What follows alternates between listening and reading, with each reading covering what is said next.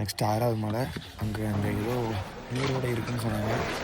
அங்கே போய் இறைவனோட கருணை எந்த அளவுக்கு இருக்குன்னு இது இப்படி ஏறுதா 6 இறங்கி அடுத்த ஒரு ஏற்ற தான் 7. 7வது மலை ஏறுறதுக்கு ஸ்டார்ட் பண்ணிட்டோம்.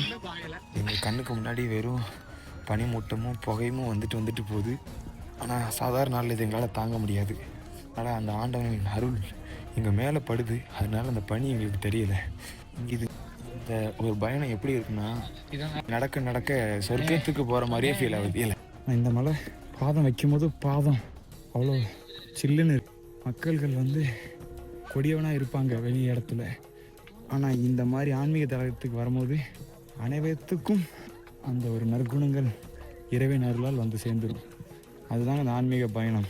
அப்படியே மெல்ல மெல்ல காற்று சிலுன்னு வர ஆரம்பிக்கி. சற்று நேரத்தில் இன்னும் நாம் இறைவனை காண போகிறோம்.